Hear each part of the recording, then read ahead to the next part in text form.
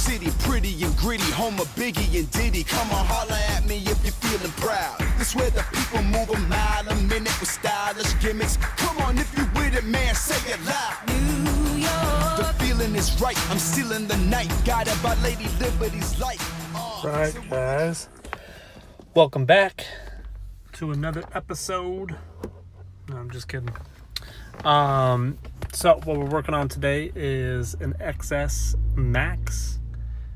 It's the iPhone, the latest iPhone. Gotta be honest, it's one of the easiest iPhones you will ever do. I go all the way back to iPhone 4s and 3Gs, and man, those old ones were, you know, if that's what you learned on, then you're a fucking pro by now. But so what you're going to want to do is use your iFixit tool, take the 2 Penelope screws out, of course.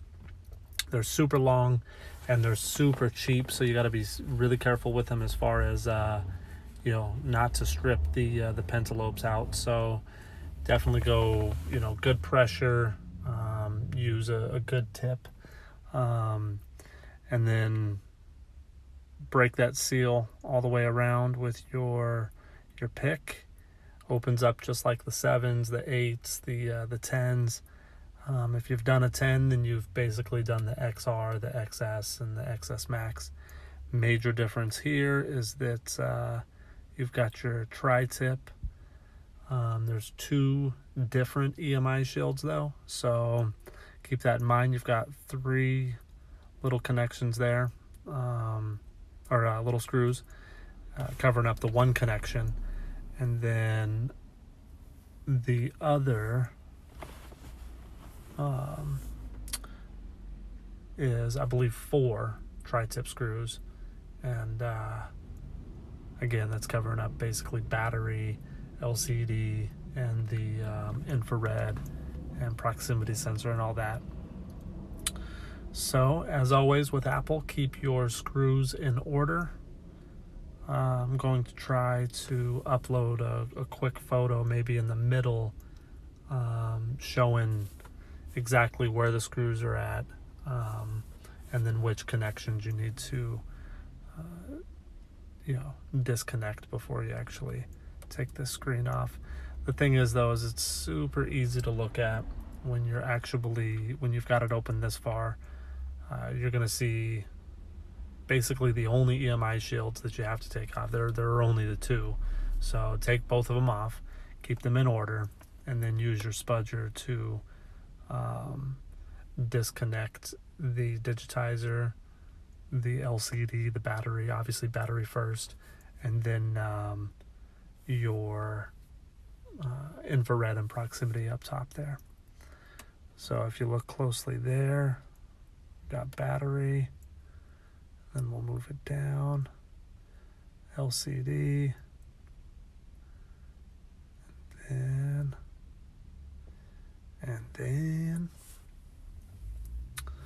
once you get that off, you can set the base aside.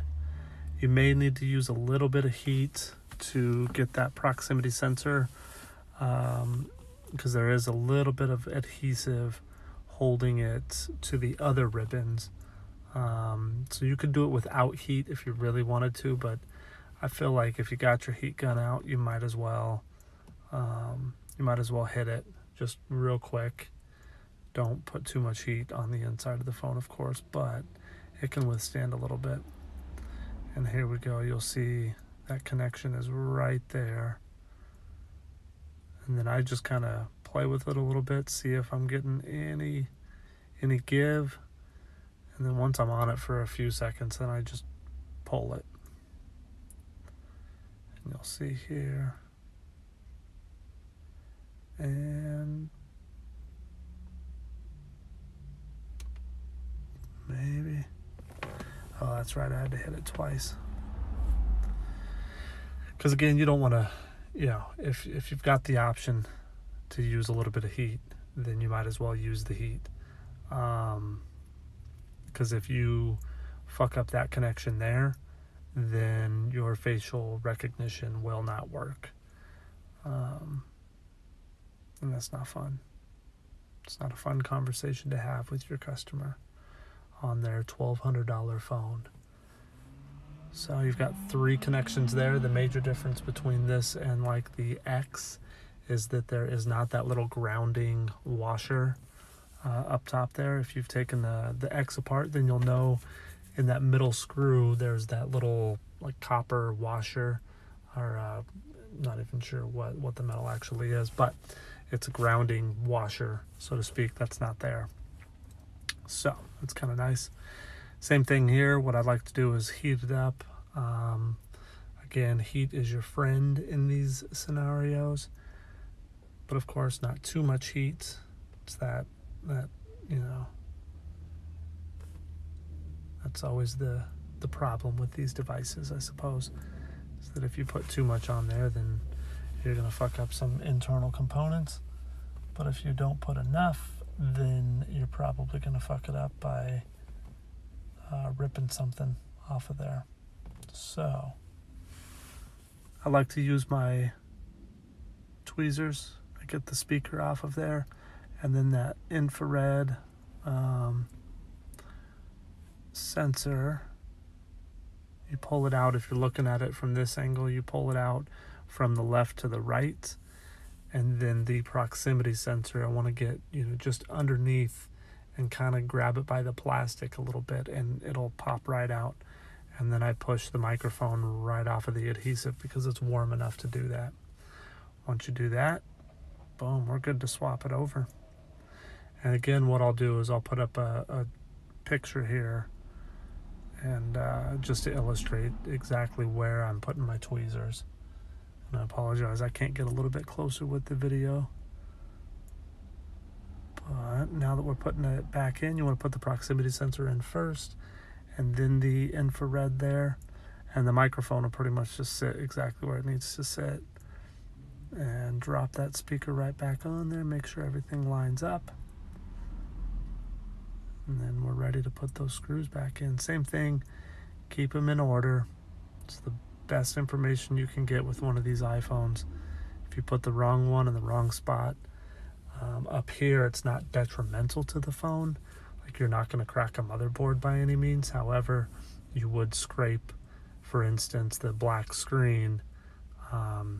You would scrape some of that off of there, and it would be just super noticeable if you put a screw that's too long in there. And if one's too short, then it may not stay. Anyway, get those 3 back in there, and we're literally done with this portion. Then we're gonna come back to the base, and I like to plug in my LCDs and my digitizer first. Let's see if I can do this with still showing it on camera. That's the only downside to trying to do it. You can do it super fast if you're not trying to get that angle where everybody can see it. There we go.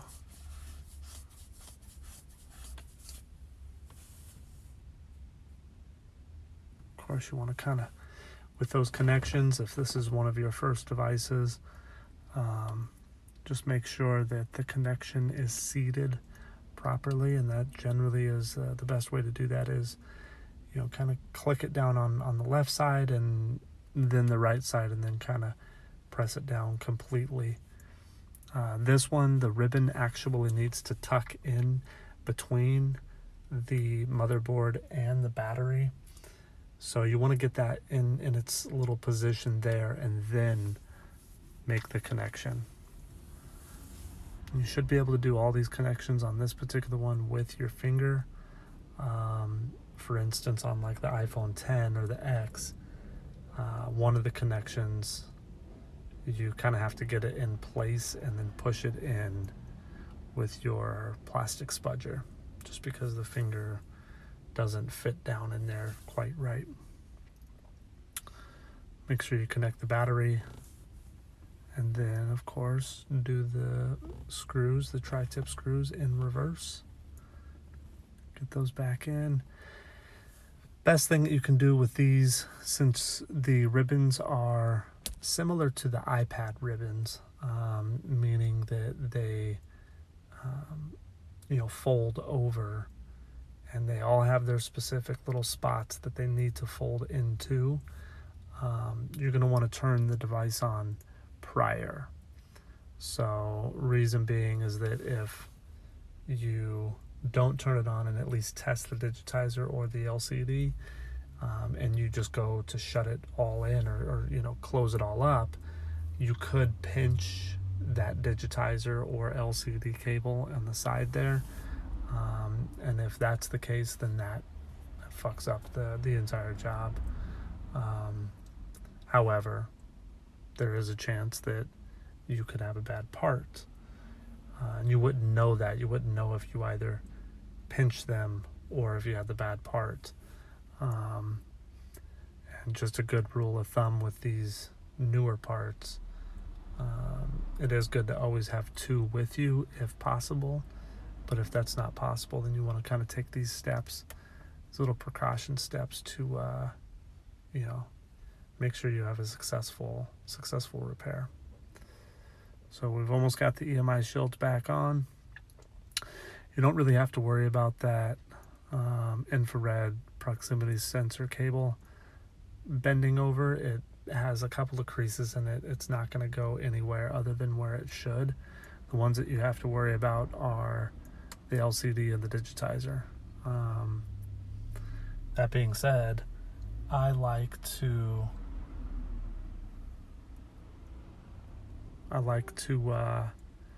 put that right side in first, right after I test it, and then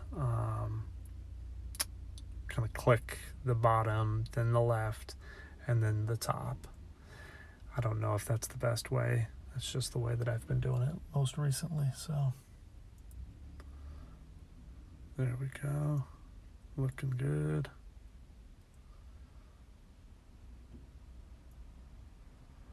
Boom.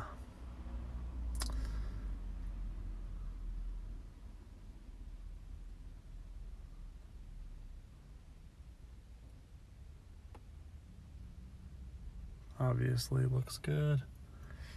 And what I tested here was the True Tone. On the XS's and the X and the 8 Plus, True Tone does not work with the replacement screens. From what I understand, it is because there's a chip that apparently is synced to the motherboard. I don't know how true this is. I've talked to a couple of different people, and it's one of those things that we haven't really found out if that's true or not. We're still kind of working on it, but it is across the board. Other than that, though, the phone works perfect. And it looks like we're coming up on the end of our video. So don't forget to like, throw me a comment. Please subscribe. Trying to get this channel off the ground. Appreciate it, guys. Have a good day.